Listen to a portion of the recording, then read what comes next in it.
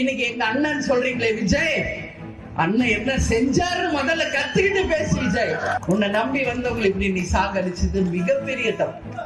இன்னைக்கு வரைக்கும் வெளியே வராதது தப்பு. இன்னைக்கு விஜய கைது பண்ணமா, ஆனந்த கைது பண்ணமா, புஷி ஆனந்த்னு ஒருத்தர், அவர் எங்க இருக்கிறாருன்னு தெரியல. கேட்டா தலைமறைவுன்றாங்க. என்ன வாங்கல, என்ன தலைக்கு கத்தியா வரப்போது? விஜய் கைதாவாரா, புஷி ஆனந்த் கைதாவாரா, நிர்மல் குமார் கைதாவாரா மட்டும் பிரஸ் பீப்புள் பெருசா பண்றீங்களே, அந்த செருப்ப வீசுவது யார்? அவரை கைது பண்ணிச்சு அரசு. இன்னைக்கு மகாமகம் குடத்துல சாகலியா எல்லாரும்? கள்ளச்சாரை குடிச்சு கள்ளக்குறிச்சியில சாகலியா மக்கள்? யார கைது பண்ணிடுச்சு இந்த அரசு சொல்லுங்க.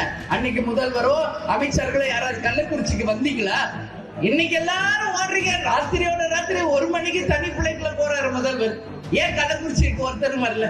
2 பக்கமும் தப்பு இருக்கு. இதான் உண்மை. கேப்டன் எப்படி உண்மையை சொல்வாரோ, தேமுதிக உண்மையை தான் பேசும்.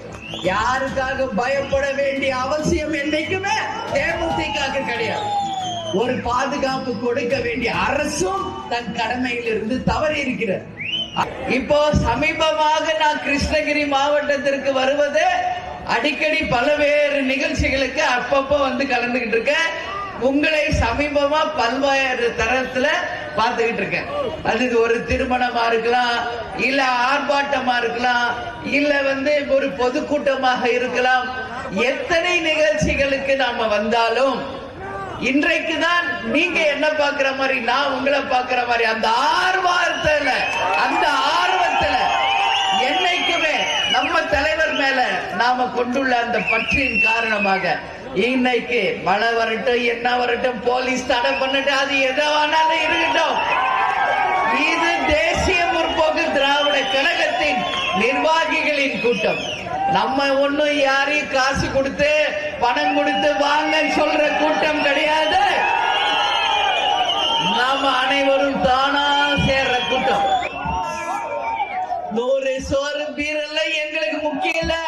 எங்க கேப்டன் என்ற ஒற்றை சொல்லுக்காக, அவரின் அன்புக்காக, அவருடைய அன்பின் தொண்டர்களாக நாம் அனைவரும் இங்கே இணைந்திருப்பது, நாம் அனைவரும் சேர்ந்து நம் தலைவருக்கு இன்னைக்கு கேப்டன் ரதமாக வந்து உங்களை எல்லாம் தேடி நம்ம மக்கள் தலைவர் வந்திருக்கிறார்.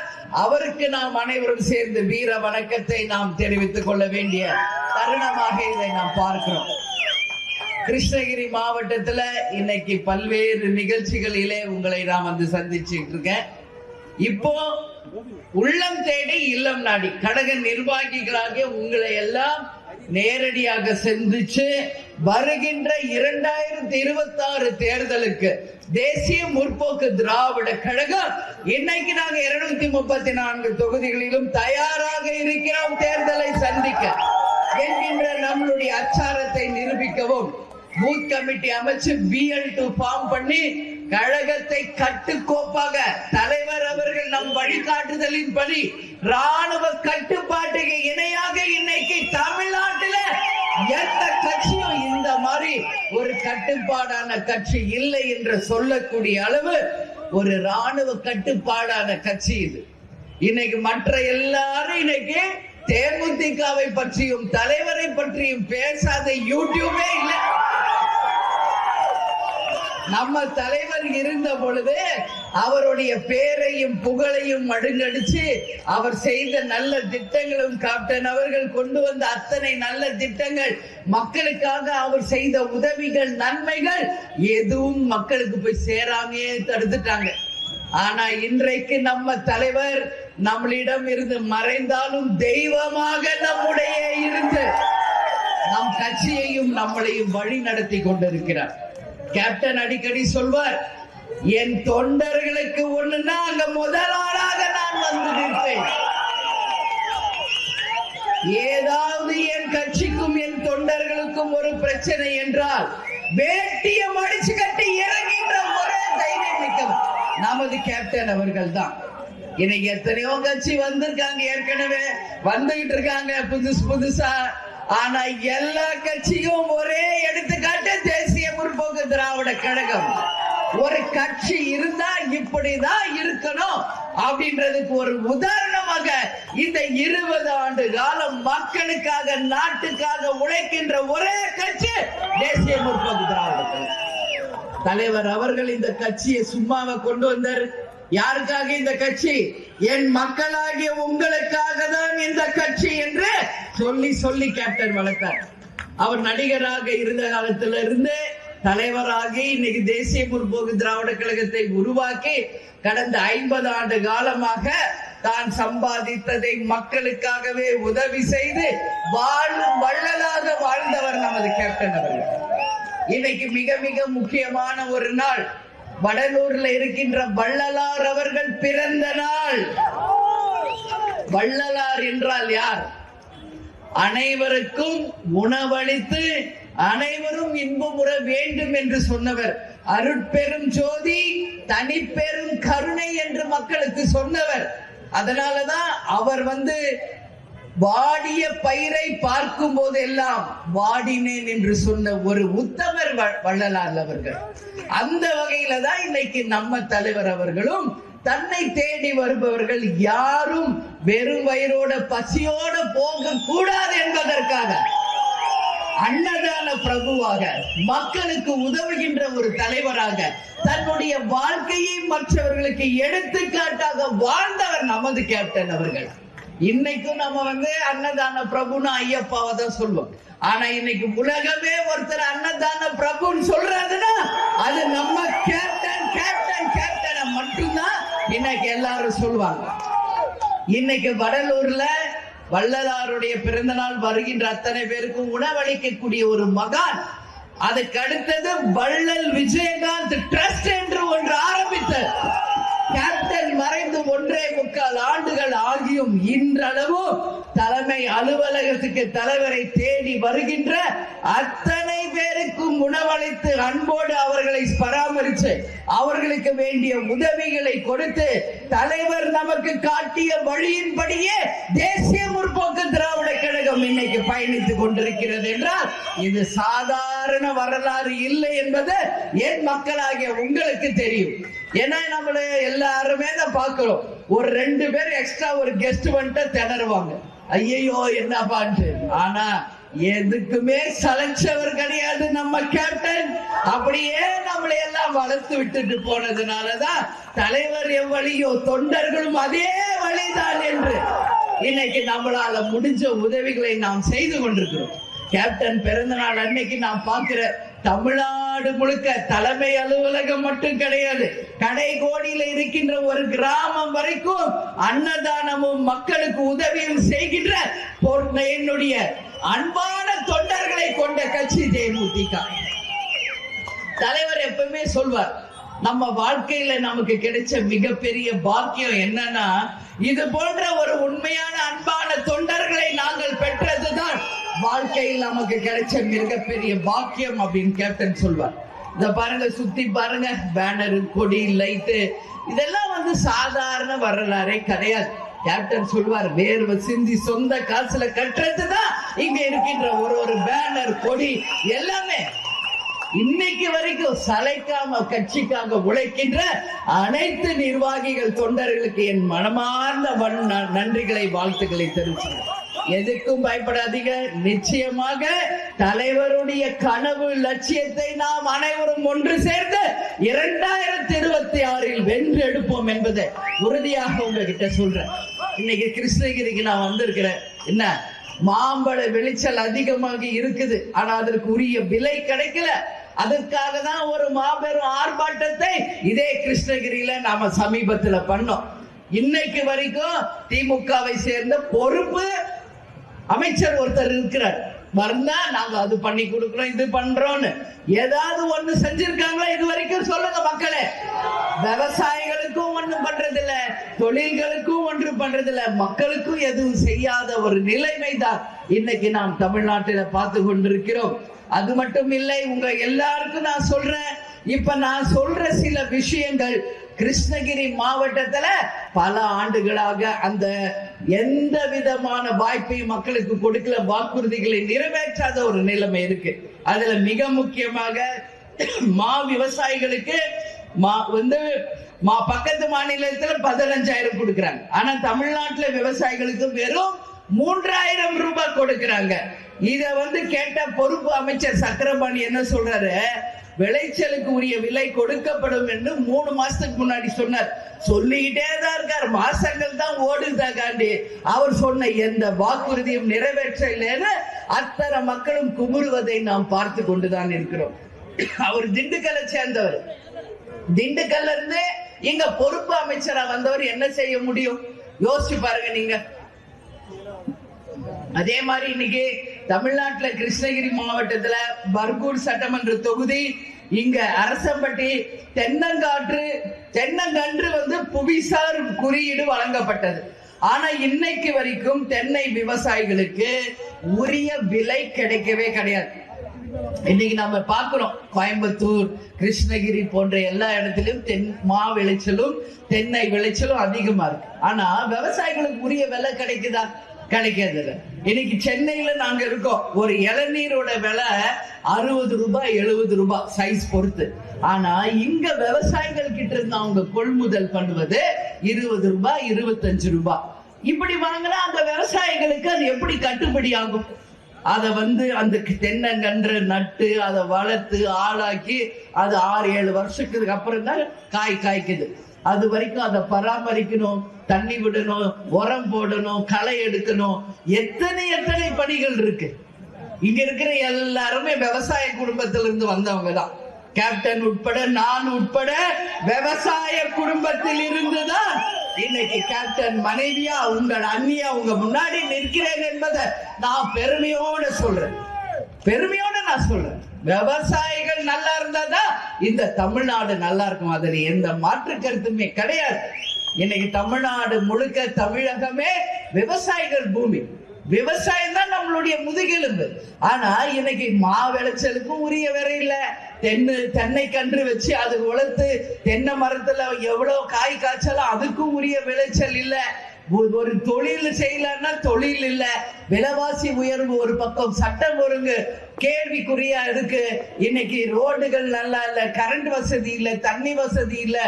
எங்க பார்த்தாலும் டாஸ்மாக் கடைகளை திறந்து வச்சு கஞ்சா போதை டாஸ்மாக் தான் இன்னைக்கு தமிழ்நாடு முழுக்க இருக்கிறதே ஒழிய மக்களுக்கு இங்க என்ன நல்லது நடந்து கொண்டிருக்கிறது என்பதை தமிழக அரசுக்கு மக்கள் சார்பா இந்த கேள்வியை நான் கேட்கிறேன்.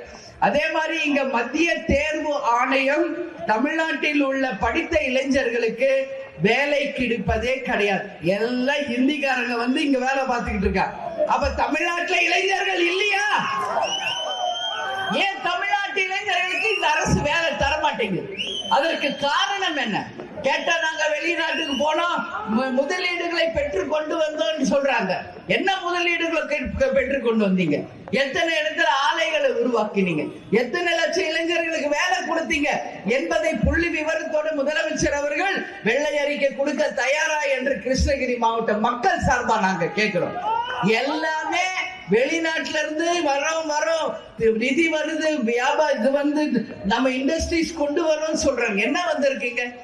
முதல்ல இங்க இருக்கிற தொழிற்சாலைகளில் வேலை செய்வதற்கு நம்ம ஊர் இளைஞர்களுக்கு நீங்க முதல்ல வேலையை கொடுங்க. நம்ம படிச்சவங்களுக்கு வேலை கொடுங்க. அதுக்கு வழி இல்லையே. இந்த நிலை நிச்சயம் மாறணும். இளைஞர்களுக்கு ஒரு எதிர்காலத்தை இந்த அரசு உருவாக்கணும். கர்நாடகா மாநிலத்துல தொழிற்சாலையில் இருந்து உற்பத்தி ஆகுகின்ற கழிவு நீர் வந்து இங்க ஆணையில் உள்ள KRP டேம் அணை மூலம் தென்பெண்ணை ஆற்றுல கலக்குது. கால்நடைகள் கூட பயன்படுத்த முடியாத ஒரு நிலைமை, தண்ணீர் மனிதர்களும் பயன்படுத்தாத ஒரு நிலைமை, அவல நிலை இருக்கிறது. இந்த நிலையெல்லாம் மாறணும்னா அந்த கழிவு நீர் KRP டேம்ல கலப்பதை இந்த அரசு உடனடியாக உறுதி செய்து இங்க வாழ்கின்ற மக்களுக்கு குடிக்க தண்ணீரும் நிச்சயமாக ஒரு பாதுகாக்கப்பட்ட குடிநீரை வழங்குவது இந்த அரசின் கடமை என்பதை மக்கள் சார்பாக நாங்கள் முதலமைச்சர் கவனத்திற்கு கொண்டு போகிறோம். அதே மாதிரி கிருஷ்ணகிரி மாவட்டத்தில் அதிகம் உற்பத்தி ஆவது மல்லிப்பூ. இன்னைக்கு தமிழ்நாடு முழுக்க மல்லின்னா ஃபேமஸ். நானும் பல தேர்தலுக்கு வந்து வாக்குறுதியில படிப்பேன். இங்க வந்து ஜெயிச்சு வந்தா சென்ட் ஃபேக்டரி வரும், சென்ட் ஃபேக்டரி கொண்டு வருவோம் அப்படின்னு சொல்றாங்க எல்லாம். நானும் இந்த 20 வருஷமா நம்ம கட்சி ஆரம்பிச்சு ஒவ்வொரு தேர்தலுக்கு வரும்போது நான் இத வந்து படிப்பேன், சொல்வேன். ஆனா இது வரைக்கும் ஜெயிச்சவங்க சென்ட் ஃபேக்டரியை கொண்டு வரல. 5 இல்ல, நான் சொல்றது 20 வருஷமா. நம்ம கட்சி ஆரம்பிச்சு 20 வருஷமா பாக்குறத மட்டுமே சொல்றேன். அதுக்கு முன்னாடி இருந்தவங்களும் இந்த வாக்குறுதி கொடுத்தாங்க. அப்ப எதுக்கு பொய் வாக்குறுதி கொடுக்கறீங்க? எதுக்காக மக்களை ஏமாற்றுகிறீர்கள்? உங்களால ஒரு வாக்குறுதியை நிறைவேற்ற முடியும்னா அந்த வாக்குறுதியை கொடுங்க. அதை நம்பிதானே மக்கள் வாக்களிக்கிறாங்க. வாக்கு மட்டும் பெற்றுக்கொண்டு வாக்களித்த எங்களுடைய மக்களுக்கு எந்த வாக்குறுதியை நிறைவேற்றாத எல்லா அரசும் ஆண்டுகின்ற கட்சிகளுக்கு கிருஷ்ணகிரி மாவட்ட மக்கள் சார்பாக தேமுதிக கண்டனங்களை இங்கே தெரிவித்துக் கொள்கிறது. அதனால இந்த அரசு உடனடியாக நிச்சயமாக மா விளைச்சலுக்கு உரிய விலை, தென்னைக்கு வேண்டிய விளைச்சலுக்கான விலை, அது மட்டும் இல்ல இந்த இளைஞர்களுக்கு வேலை வாய்ப்பு, இதையெல்லாம் இந்த அரசு உறுதி செய்து மல்லிப்பூ நிறைய விற்பனை ஆகுவதால் இங்க விளைச்சல் அதிகம். அதனால கட்டாயம் சென்ட் ஃபேக்டரி அட்லீஸ்ட் 2026 வருகின்ற தேர்தலிலாவது அது நிச்சயம் நடக்கணும் என்றால் மக்களாகிய நீங்கள் மாறி ஒரு நல்ல தரமாக ஒரு வாய்ப்பை கொடுக்கணும்னு சொல்லி நான் கேட்கிறேன். இன்னைக்கு பாருங்க, யாரோ எங்கேயோ கரூர்ல ஒரு பொதுக்கூட்டத்தை நடத்தி அதுல வந்து பாதுகாப்பு கொடுக்க தெரியாதவங்க இன்னைக்கு 41 உயிர்களை நாம் இழந்திருக்கிறோம். இந்த கிருஷ்ணகிரி மாவட்டத்துல மக்கள் சார்பாக அந்த 41 உயிர்களுக்கும் ஆன்மா சாந்தி அடைய வேண்டும் என்று அனைவரையும் நாம் ஒன்று சேர்ந்து அவர்களுக்காக பிரார்த்திப்போம். ஏன்னா அவங்க எல்லாம் அப்பாவி ஜனங்க, பார்க்கணும்னு வந்தவங்க தான். ஆனா அந்த கூட்ட நெரிச்சல்ல சிக்கி எல்லாரும் குழந்தையில இருந்து இளைஞர்கள்ல இருந்து பெண்கள்ல இருந்து எல்லாம் இறந்துட்டாங்க. நான் நேரடியா போய் பார்த்தேன். அங்க பாதிக்கப்பட்ட குடும்பங்களை சந்திச்சேன். எல்லாரும் அவங்கவுங்க சொந்தக்காரங்க வந்து அவங்கவுங்க குடும்பத்தை சேர்ந்தவங்களுடைய பாடியை எடுத்துட்டு போய் அழுகிறத நான் பார்த்து ரொம்ப மனசு உடைஞ்சு போயிட்டேன். 41 குடும்பங்கள் அங்க அழுகிற அந்த அழுகுரலை கேட்கும் போது நம்மளால அங்க நிக்கவே முடியாத ஒரு நிலைமையை நாம் பார்த்தோம். அதே மாதிரி ஹாஸ்பிட்டல்ல படுகாயம் அடைந்து அட்மிட் ஆன எல்லாரையும் நாம் அங்க போய் நேரடியா சந்திச்சோம். இங்க பத்திரிகை எல்லா டிவில பார்த்த போன சனிக்கிழமை இன்னையோட 9வது நாள், 9 நாள் ஆயிடுச்சு. அன்னைக்கு ஆரம்பிச்சது இன்னைக்கு வரைக்கும் டிவியை ஓபன் பண்ணா இதுதான் போகுது. என்ன பிரயோஜனம்? என்ன பிரயோஜனம்ன்றா? இன்னைக்கு எதுக்கு வந்து தடுக்கிறீங்க? ரோடு பூரா போலீஸ் நிக்கிறாங்க. யாரும் வந்து ரோட்ல நேஷனல் ஹைவேஸ்ல மீட்டிங் வைக்க கூடாது, ரத யாத்திரை வரக்கூடாது, ஸ்டேட் ஹைவேஸ்ல வரக்கூடாது. அப்ப எங்கதான் போறது? மக்கள் எங்க இருக்காங்களோ அங்கதானே மக்களை சந்திக்க முடியும். வேற எங்க போய் மக்களை சந்திக்கிறது?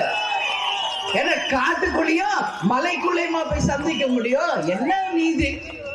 யாரோ ஒருவர் செஞ்ச தப்புக்கு இன்னைக்கு எல்லா தேமுதிகவை வஞ்சிப்பது எதற்கு? இது என்ன மாதிரி கட்சி? என்னைக்காவது ஒரு தொண்டருக்கு, ஒரு மக்களுக்கு இந்த கட்சியினால பாதிப்பு வந்திருக்குது என்பதை யாராவது காட்ட முடியுமா? ஒரு சின்ன உதாரணம் காட்ட முடியுமா? சொல்லுங்க பாப்போம். இதுவரைக்கும் தமிழ்நாட்டிலேயே ஒரு மாநாடு நடத்தி கின்னஸ் ரெக்கார்ட் செய்த முதல் கட்சி தேசிய முற்போக்கு திராவிட கழகம். தலைவர் அவர்கள் கட்சி ஆரம்பித்த அன்றைக்கு 28 லட்சம் பேர் மதுரையில கூடினாங்களே. எங்கேயாவது ஒரு சின்ன அசம்பாவிதம் இதுவரைக்கும் நடந்திருக்கா? யோசிங்க. ஏன் கேப்டன் என்கின்ற ராணுவத்துக்கு இணையான ஒரு தலைவர் கமெண்ட் பண்ணுவாரு, யார் மேல இறங்கு, அமைதியாரு, கொடியாருக்கு அமைதியாருங்க, கண்டிப்பாரு. தப்பு அவர் கண் முன்னாடி நனைஞ்சா கண்டிப்பாரு. தன் தொண்டனை உண்மையில் நேசிச்ச ஒரு தலைவர். ஏன் தொண்டனுக்கு ஒண்ணுன்னா அந்த இடத்துல முதல் ஆளாக நான் நிற்பேன் என்று சொன்னார். இன்னைக்கு இருக்காங்களே, பேசுறது மட்டும் சினிமா வசனம், அடுத்த நிமிஷம் பிளைட் பிடிச்சி வீட்டுக்குள்ள போனவர இப்ப வரைக்கும் வெளியே வரல. என்னது இதெல்லாம்? என்னது? யாருக்காக வந்தாங்க மக்கள்? உங்களை பார்க்க வந்தாங்க இல்லையா? அப்ப யார் பொறுப்பு? நிச்சயமாக விஜய் அவர்கள் போய் சந்திக்கணும். பாதிக்கப்பட்ட 41 குடும்பங்களையும் போய் சந்திக்கணும், அவர்களுக்கு ஆறுதல் சொல்லணும், அவர்களுக்கு நீங்க அறிவிச்ச அந்த காசை கையில் நேரடியா கொண்டு போய் சேர்க்கணும். இதுல எந்த மாற்று கருத்துமே இல்லை. இன்னைக்கு பல்வேறு விதமான பேச்சுக்கள் நாம எல்லாம் பார்த்துக்கிட்டு தான் இருக்க. களத்துக்கு நேரடியா போய் மக்களையும் சந்திச்ச, அந்த ரோடையும் நேரடியா பார்த்த. 2 பக்கமும் தப்பு இருக்கு, இதான் உண்மை. கேப்டன் எப்படி உண்மையை சொல்வாரோ, தேமுதிக உண்மையை தான் பேசும். யாருக்காக பயப்பட வேண்டிய அவசியம் என்னைக்குமே தேமுதிக கிடையாது. ஒரு பாதுகாப்பு கொடுக்க வேண்டிய அரசும் தன் கடமையில் இருந்து தவறி இருக்கிறார். அதை கரெக்டா பாதுகாத்து கரெக்டா தொண்டர்களை பத்திரமா அனுப்ப வேண்டிய விஜய் அவர்களும் தவறு செய்திருக்கிறார். 2 பக்கமும் தவறு இருக்கு. இந்த 41 உயிருக்கும் தமிழக அரசும் பொறுப்பேற்க வேண்டும், விஜயின் தாவேகா கட்சியும் பொறுப்பேற்று ஆகணும். இதுல மாற்று கருத்து கிடையாது. 41 உயிர் என்ன சாதாரணமா சொல்லுங்க? இன்னைக்கு விஜய கைது பண்ணமா, ஆனந்த கைது பண்ணமா, புஷி ஆனந்த்னு ஒருத்தர் என்ன இது, அவர் எங்க இருக்கிறாருன்னு தெரியல. கேட்டா தலைமறைவுன்றாங்க. என்ன இது வாங்கல, என்ன தலைக்கு கத்தியா வரப்போது, தலைக்கு கத்தியா வரப்போது, இந்த தூக்கலியா போட போறாங்க. ஒரு கட்சினா தைரியம் இருக்கணும், வீரம் இருக்கணும். நம்மளால ஒரு குடும்பத்துக்கு பாதிப்பாயிடுச்சுன்னா அந்த முதலால தலைவர் எப்படி நிப்பாரோ அந்த மாதிரி தேமுதிக எப்படி நிக்குமோ நிக்கணும். இன்னைக்கு வரைக்கும் ஏன் இது நம்ம கடைபிடிக்கிறோம்னா, இதுவும் நம்ம தலைவர் நம்மளுக்கு சொல்லி கொடுத்துட்டு போனதான். தேசிய முற்போக்கு திராவிட கழகத்தை பொறுத்த வரைக்கும் ஜாதி மதங்களுக்கு அப்பாற்பட்டு நாம் அனைவரும் ஒன்றே இனம், ஒருவரே குலம், ஒருவரே தெய்வம் என்று வாழ்கின்ற அன்பு சகோதர சகோதரிகளை கொண்ட நாடு என்பதை தலைவர் அவர்கள் தன் திரைப்படங்களிலும் சரி, தன் வாழ்நாளிலும் சரி, ஒவ்வொரு நாளும் மக்களுக்காக உணர்த்தி இருக்கிறார். இந்த கலாச்சாரத்தை உருவாக்கியதும் நமது கேப்டன் அவர்கள். அந்த பாங்கு விவாதிக்கிறப்ப அது எவ்வளவு பெரிய கூட்டமா இருந்தாலும் தலைவர் பேச மாட்டார். எதுக்குன்னா அவர்களுக்கு, அல்லாஹ் அவர்களுக்கு நாம் செலுத்துகின்ற மரியாதை. இன்னைக்கு கேப்டன் செய்த பிறகு இன்னைக்கு அத்தனை தலைவர்களும் இதை ஃபாலோ பண்றாங்க. அத்தனை தலைவர்களும் இன்னைக்கு ஃபாலோ பண்றாங்க. அதுக்கு முன்னாடி இது இல்ல.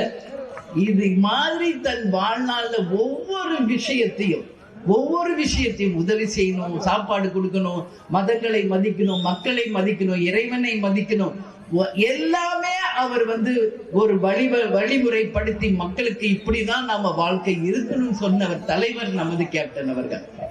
அதனாலதான் இன்னைக்கு எல்லாரும் மனித நேயத்தோடு நாம் அனைவரும் ஒற்றுமையாக இருந்தால் இன்னைக்கு இந்தியா தான் உலகத்திலேயே வல்லரசு நாடாக இருக்கும் என்பதில் எந்த மாற்று கருத்தும் இல்லை. அதே போல 2026 உறுதியாக தெய்வத்தின் ஆசீர்வாதத்தோடும் தலைவரின் ஆசீர்வாதத்தோடும் மக்கள் ஆதரவோடும் நிச்சயம் நாம் மகத்தான வெற்றி பெறுவோம் என்பதை இந்த நேரத்தில் சொல்லும். அது மாதிரி இப்ப நான் பேசிட்டு இருந்தேன் கரூர் நிகழ்ச்சியை பத்தி. 2 பக்கம் தப்பு இருக்குப்பா, இதுதான் உண்மை. ஒரு நிறைய இருக்கு. ஆட்சியாளர்கள் மேல ஒரு 5 தப்பு, விஜய் மேல ஒரு 5 தப்பு மட்டும் நான் சொல்லுவேன். ஏன்னா நான் நேரா போய் பார்த்தேன். எல்லா மக்கள் பாதிக்கப்பட்டவங்க என்கிட்ட சொன்னதை கிருஷ்ணகிரியில உங்க முன்னாடி சொல்றேன். விஜய் செஞ்ச தப்ப சொல்லவா, தமிழக அரசு செஞ்ச தப்ப சொல்லுவா? தமிழக அரசு. ஓகே, நான் சொல்றேன் தமிழக அரசு செய்த தவறு என்ன அப்படின்றத நான் ஃபர்ஸ்ட் சொல்றேன். இன்னைக்கு இந்த மாதிரி இடத்துல ஒரு சின்ன மீட்டிங் மாதிரி போடுங்கன்னு இவ்வளோ கட்டுப்பாடு விதிக்கிறீங்களே. இன்னைக்கு கோர்ட்ல ஆர்டர் வருதுல, தேமுதிக மாதிரி உண்மையான கட்சி அதை நாங்க மதிக்கிறோம் இல்ல. சட்டத்தை மதிக்கின்ற ஒரே கட்சி தேசிய முற்போக்கு திராவிட. அந்த சட்டம் ஒண்ணு சொன்னா, காவல்துறை ஒரு விஷயத்தை சொன்னா அதை அப்படியே இமையளவு மாறாமல் ஃபாலோ பண்ற கட்சி தேமுதிக. ஆனா தமிழக அரசு செஞ்ச முதல் தப்பு, அந்த குறுகலான பாதையில அவர்களுக்கு பேச அனுமதி கொடுத்தது யார் என்ற கேள்விய மக்கள் சார்பா நான் கேள்வி கேட்கிறேன். 100 அடி சாலையில பாதி சாலை பஸ்ஸே 60 அடி 40 அடி தான் இருக்கு. அது முதல் தவறு. அங்க முதல்ல பிரச்சனை எங்க ஆரம்பிக்குதுன்னா, ஆம்புலன்ஸை யார் அந்த கூட்டத்தில் அனுமதித்தது யார்? இந்த கேள்விக்கு தமிழக அரசு பதில் சொல்லி ஆகும். அந்த ஆம்புலன்ஸ் உள்ள வரும்போது மக்கள் மத்தியில இட நெருக்கடி ஆகுது, நெரிச்சல் உண்டாகுது, ஒருத்தர் மேல ஒருத்தர் விழுகிற நிலைமை உருவாகுது. அடுத்தது மூன்றாவது பிரச்சனை பார்த்தோம்னா, ஃபர்ஸ்ட் ஒரு ஆம்புலன்ஸ், அடுத்து ஒரு ஆம்புலன்ஸ் போகுது. விஜய் பேசிட்டு இருக்காரு மேல. யார் விஜய் மேல செருப்பு கல்லு வீசினது? யார் யார் வீசினா? இதுக்கு கட்டாயம் அரசு பதில் சொல்லணும். இன்னைக்கு சிசிடிவி ஃபுட்டேஜ் எல்லா இடத்துலயும் சுத்துது. அந்த யார் நபர் என்பதும் இன்னைக்கு கண்டுபிடிக்கப்பட்டிருக்கு. இது வரைக்கும் கைது பண்ணாங்களா? விஜய் கைதாவாரா, புஷி ஆனந்த் கைதாவாரா, நிர்மல் குமார் கைதாவாரா மட்டும் பிரஸ் பீப்புள் பெருசா பண்றீங்களே. அந்த செருப்பு வீசுவது யார்? அவரை கைது பண்ணிச்சு அரசு. அது ஏன் யாரும் போட மாட்டேங்கிறீங்க? ஏன் போட மாட்டேங்கிறீங்க? யார் போட்டது செருப்பு? யார் கல்லு எரிஞ்சா? யார் செஞ்சா? இப்போ கட்சியில உண்மை தொண்டன் செய்வானா? அந்த மாதிரி விஜய விரும்பி வந்து அந்த கூட்ட விஜய் மேலக்க போடுமா? அப்ப செய்தது யார்? லோக்கல் ரவுடிஸ் தான் இத பண்ணிருக்காங்க. இதுல மாற்று கருத்தே கிடையாது. அந்த ரவுடிகளை இயக்குகின்ற ஒரு அந்த யாரு மந்திரி, 10 ரூபாய் மந்திரி இருக்காரு ஒருத்தர். புரியுதா? நான் எப்ப போனாலும் விஜய் பாட்டா பாடிட்டு போயிட்டாரு, நான் வசனமா பேசிட்டு தான் வந்திருக்கேன் இது வரைக்கும். இன்னைக்கு தமிழ்நாடுல எல்லா இடத்துக்கு தான் போனாரு. கரூருக்கு வர்றப்ப மட்டும் ஏன் பிரச்சனை? என்ன பிரச்சனை? நான் சொல்றேன், பக்கா பிளான், பக்கா ஸ்கெட்ச் போட்டு தூக்கிருக்காங்க. இதான் உண்மை. பக்கா பிளான். உண்மை இல்லைன்னு யாரு மறைச்சாலும் உண்மை ஒரு நாள் வெளியே வரும். புரியுதுங்களா? இது 4வது. 5வது, அந்த கூட்ட நெரிச்சலை கட்டுப்படுத்த காவல்துறையே கிடையாதுங்க. இதான் உண்மை. இன்னைக்கு போய் பேசுறாங்க. யூசுவலா 20 பேருக்கு ஒரு காவல்துறையை வைப்போம், 50 பேருக்கு ஒருத்தரை அங்க எக்ஸ்ட்ரா போர்ஸ் கொடுத்து 20 பேருக்கு ஒருத்தரை நிப்பாட்டம் சொல்றாங்க. நம்ம எல்லாரும் பார்த்தோம்ல, விஷுவல்ஸ் பார்த்தோமா இல்லையா? அந்த நம்ம வந்து ட்ரோன் ஷாட்ஸ் காமிக்கிறாங்க. எங்கேயாவது காவல்துறை பிரவுன் ட்ரெஸ் போட்டு நிக்கிறாங்களா? சொல்லுங்க. ஏன் காவல்துறை அங்க போல? இன்னைக்கு ஆட்சியாளர்கள் வர்றாங்கன்னா திருச்சியில இருந்து கரூர் வரைக்கும் ஒரு 10,000 போலீஸ் ரோட்ல நிப்பாட்டுறீங்க. ஒத்த ஆள் வர்றதுக்கு 10,000 போலீஸ் ரோட்ல நிக்கிறாங்க. நான் பார்த்தேன் அன்னைக்கு. ஏன் இன்னைக்கு லட்சக்கணக்கான மக்கள் கூடும்போது ஏன் காவல்துறை செயலில் இருந்து நின்னது என்ற கேள்விக்கு தமிழக அரசு மக்களுக்கு பதில் சொல்லணும். கண்டிப்பா சொல்லணும். இது மாதிரி இன்னும் பல்வேறு இருக்கு. நான் 5ஓட முடிக்கிறேன். அதே மாதிரி விஜய் செய்த தவறு நான் சுட்டி காட்டணும். கண்டிப்பா விஜய் குறித்த நேரத்தில் அங்க வரவே இல்லை. இது முதல் தவறு விஜய் செய்தது. ஏன் வரல? உங்களை பார்க்க காலையில 9 மணில இருந்து மக்கள் நிக்கிறாங்கல்ல, சாப்பிடாம தண்ணி குடிக்காம வெயில்ல குழந்தை குட்டிய தூக்கிட்டு பொம்பளை பிள்ளைங்க நிக்கிறாங்கல்ல ரோட்ல. அந்த பொறுப்பு உங்களுக்கு வேண்டாமா? நீங்க வீட்டுல இருந்து கிளம்புறதே தனி பிளைட்ல தான் வரீங்க. அதுவும் 11 மணிக்கு தான் வீட்டுல இருந்தே கிளம்புறாரு. அவன் தப்பு அது. இப்ப பாருங்க, 7 மணிக்கு நம்ம வருவோம்னா 7 மணிக்கு வந்து நிற்கும். அதான் தேமுதிக. நீங்க 3 மணி சொல்லுங்க, 3 மணிக்கு முதல் ஆள நம்ம வந்து நிப்போம் இல்லையா? கேப்டன் வந்து 155 படம் நடிச்சிருக்கார். மேக்கப் போட்டு வித் காஸ்டியூமோட 9 மணிக்கு லொகேஷன்ல இருக்கணும்னா முதல் ஆள் ஹீரோவா கேப்டன் தான் நிப்பார். முதல் படத்துல இருந்து கடைசி படம் வரைக்கும் அப்படிதான். தலைவர் விருதுகிரி வரைக்கும் அப்படிதான். சகாப்தம் வரைக்கும் கூட அப்படிதான் இருந்தார். கடமை உணர்வு. நம்மளுக்காக ஒரு ப்ரொடியூசர், ஆர்டிஸ்ட், சினிமா எல்லாரும் வெயிட் பண்றாங்கன்ற உணர்வு. 5 நிமிஷம் லேட்டான முந்திலன்னு பண்ணுவாரு வீட்டுல எல்லாரையும். அது கேப்டன். அவரை பார்த்து பார்த்து பார்த்து பார்த்து எல்லாம் நம்ம இன்னைக்கு தலைவர்ல இருந்து தொண்டர் வரைக்கும் உருவாங்க. அப்ப இந்த கடமை உணர்வை தவற விட்டது விஜய். அதனால விஜய் இன்னைக்கு ஷூட்டிங் கரெக்டா போயிடுவார். அது எங்களுக்கு தெரியும். நான் தான் சொல்றேன், எங்க வீட்டு பையன் தான் அப்படின்னு ஷூட்டிங் கரெக்டா போயிடுவார். ஆனா இப்பதானே அரசியலுக்கு வந்திருக்கிறார். இப்பதான் முதல்ல வெளியே வர்றாரு அவரு. இது வரைக்கும் அவரை மக்களும் பார்க்கல, அவரும் மக்களை பார்க்கல. சோ லேட்டா வந்தது முதல் தவறு. நான் ஏற்கனவே பேட்டியில கொடுத்த மாதிரி நமக்கும் கட்சி ஆரம்பிச்சப்போ ஒரு காவல்துறை கூட சப்போர்ட் கிடையாது. நமக்கான உண்மையாக இருந்தவர்கள் யார்? நம் கழகத்தை சேர்ந்த நமது தொண்டர் படை. பெண்களுக்கும் ஆண்களுக்கும் நாம் உருவாக்கிய தொண்டர் படைதான் ஒவ்வொரு தொண்டனையும் பாதுகாத்திருக்கு இன்னைக்கு வரைக்கும். என் கூட வந்திருக்காங்க இன்னைக்கு 10 பேர் 20 பேர், அவங்க தான் நமக்கு பாதுகாப்பு. நீங்க எதுக்கு அரசாங்க காவல்துறையை நம்பி ஏன் போறீங்க விஜய்? ஏன் இன்னைக்கு வந்து மேல நிக்கிறீங்களே 4 பவுன்சர் உங்களை சுத்தி நிப்பாட்டுறீங்களா உங்க பாதுகாப்புக்கு? உங்களை நம்பி வந்த லட்சக்கணக்கான பெண்கள் ஆண்களுக்கு என்ன பாதுகாப்புக்கு விஜய் கொடுத்தீங்க? என்ன பாதுகாப்பு கொடுத்தீங்க? இன்னைக்கு ஒரு 10,000 பேர் இன்னைக்கு யூனிஃபார்ம் போட்டு நிக்க வைக்க வேண்டாமா? கயிறு கட்டி வந்து ஒழுங்குபடுத்த வேண்டாமா? இதோ நம்ம கேப்டன் ரதம் வருது பாருங்க, வண்டி மேல எவ்வளவு பெரிய கயிறுகள் ரெடியா இருக்கு. கூட்டத்தை கட்டுப்படுத்த எல்லா இடத்துலயும் நாம தயாரா இருப்போம். யாரையும் அரசாங்கத்தை நம்பி போறது கிடையாது. எதுக்கு வந்து கரூர்ல லைட் ஆஃப் பண்றீங்க? எதுக்கு ஆஃப் பண்றீங்க? அவ்வளவு ஜனம் இருக்குது, யார் சொல்லி லைட் ஆஃப் பண்ணப்பட்டது? இல்ல இல்ல நாங்க ஆஃப் பண்ணல, ஜெனரேட்டர் ஆஃப் பண்றோம். பொய்யே. நாம பார்த்தோமா ட்ரோன் ஷாட்? அந்த இடம் தவிர சுத்தி முழுசும் இருட்டு. மொத்த கரண்ட் ஆஃப் பண்ணதுனாலதான் அந்த கூட்ட நெரிசல் உருவாச்சு. யார் எங்க போற வரன்னு தெரியாம அன்னைக்கு போய் விழுந்தாங்க.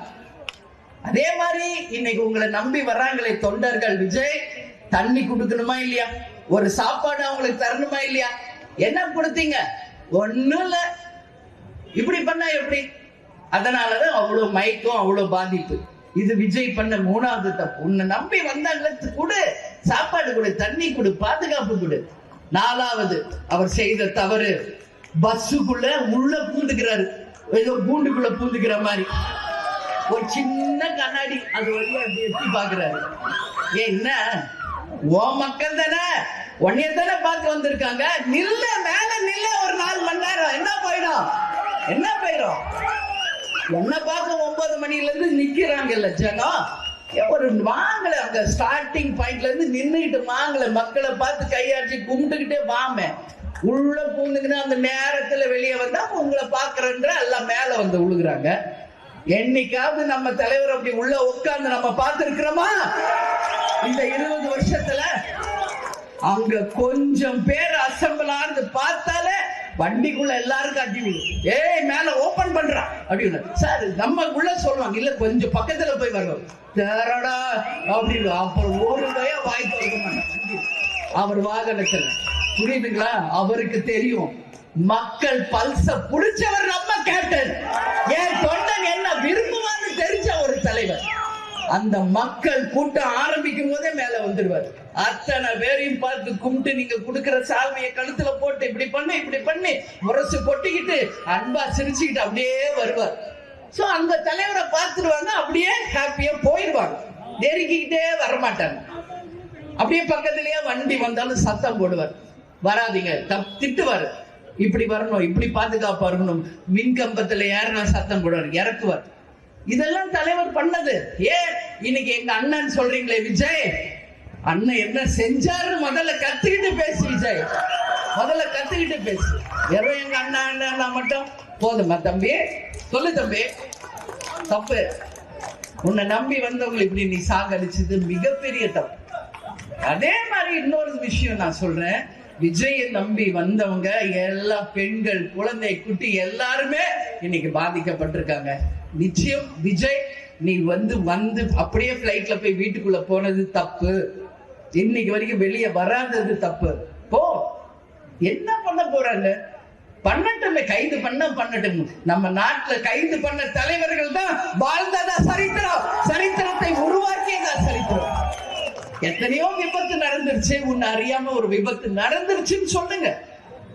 இன்னைக்கு மகாமகம் குளத்துல சாகலியா எல்லாரும்? கள்ளச்சாராயம் குடிச்சு கள்ளக்குறிச்சியில சாகலியா மக்கள்? யார கைது பண்ணிருச்சு இந்த அரசு? சொல்லுங்க. அன்னைக்கு முதல்வரோ அமைச்சர்களோ யாராவது கள்ளக்குறிச்சிக்கு வந்தீங்களா?